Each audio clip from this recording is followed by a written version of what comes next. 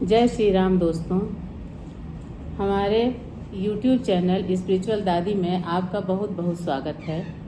आज हम श्रावण मास की सोमवार की व्रत कथा को सुनेंगे।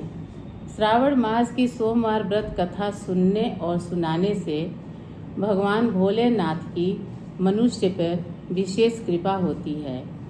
दोस्तों, इस वीडियो को सुनने के बाद अगर इस चैनल पे आप नए हैं तो इस चैनल को सब्सक्राइब करें और लाइक करें। दोस्तों, जैसा कि हम जानते हैं कि श्रावण मास की 22 तारीख दिन सोमवार पड़ रहा है।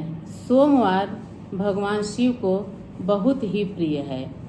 जहाँ तक हो सके आप लोग श्रावण मास के सोमवार का व्रत रखें, पूजन करें और संकीर्तन करें और मंत्र जाप करें और भगवान भोलेनाथ के मंदिर में जा कर के गंगा जल से जलाभिषेक करें।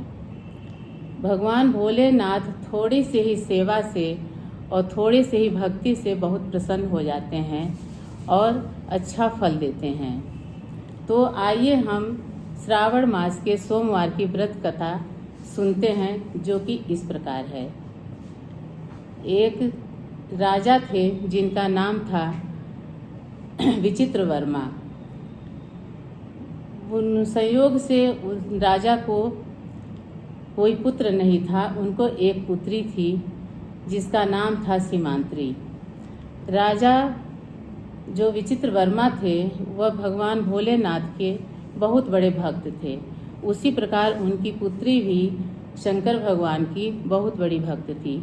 वह प्रतिदिन शंकर भगवान के मंदिर जाती, वहाँ पे जलाभिषेक करती, पूजा करती, मंत्र जाप करती, फिर घर आती। उसका नित्य का नियम था। उनकी पुत्री जो सीमांत्री थी वो बहुत ही सुशील और योग्य कन्या थी। राजा को दुख था कि मेरे कोई पुत्र नहीं है, लेकिन वह अपनी पुत्री सीमांत्री को देख करके खुश हो जाते थे कि पुत्र नहीं है तो क्या हुआ, मुझे एक इतनी योग्य और सुशील कन्या मिली है। धीरे धीरे सीमांत्री बड़ी होने लगी। जब वह बड़ी हुई तो राजा को उसके विवाह की चिंता होने लगी। तो उन्होंने अपने मंत्री को बुलाया और उसके लिए एक योग्य वर की तलाश करने के लिए भेजा। मंत्री नलपुत्र चित्रांगन को उसके योग्य वर जान करके राजा के पास ले आया। राजा ने चित्रांगन को देखा और उसे योग्य जानकर अपनी पुत्री सीमांत्री का विवाह उसके साथ कर दिया। दोनों सुखी पूर्वक रहने लगे। धीरे धीरे चित्रांगन जो था वह राजा के राज्य का राज्यभार संभालने लगा। एक बार की बात है कि वह राज्य के काम से ही एक देश से दूसरे देश समुद्र के रास्ते जा रहा था। समुद्र में बहुत बड़ा तूफान आया और उस तूफान में उसकी नाव पलट गई। सभी लोग समुद्र में डूब गए, लेकिन चित्रांगन जो था वह नागों के लोक में पहुंच गया। जब यह खबर राजा को और उनकी पुत्री सीमांत्री को मिला तो ये लोग बहुत शोक में चले गए। ये लोग रोने लगे।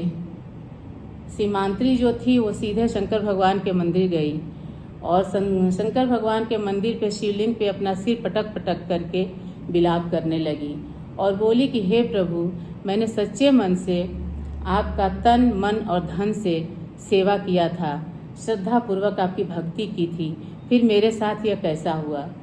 आप मेरे पति को लौटा दीजिए। और वह सिर पटकते पटकते अपने अश्रुओं की धार से शिवलिंग का जलाभिषेक कर दी और उसकी यह हालत देख करके शंकर भगवान प्रसन्न हुए और प्रकट हुए और उसको बोले कि उठो पुत्री, तुम्हारा पति जो है वो हमारे नागलोक में है और वह जल्दी ही वापस आएगा। सीमांत्री जो थी वो सकपका के उठी और चारों तरफ देखी, लेकिन कहीं कोई उसको दिखाई नहीं दिया।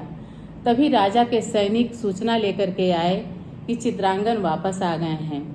तो फिर सीमांत्री ने भगवान भोलेनाथ को खुशी मन से प्रणाम किया और घर की तरफ भागी। जब वहाँ गई तो अपने पति को पा करके बहुत खुश हुई। राजा भी बहुत खुश हुए। वह अपने पुत्री और दामाद के साथ भगवान भोलेनाथ का जलाभिषेक किए और सोमवार का व्रत रखे। तो दोस्तों, ये है श्रावण मास के सोमवार की व्रत कथा। बाद में राजा की जब मृत्यु हो गई तो चित्रांगन उस राज्य का उत्तराधिकारी बना और अपनी पत्नी के साथ सुखी पूर्वक अपना जीवन व्यतीत करने लगा। तो दोस्तों, मेरे वीडियो को सब्सक्राइब करें, लाइक करें। फिर मिलते हैं सावन के सोमवार के दूसरी व्रत कथा के साथ। जय श्री राम।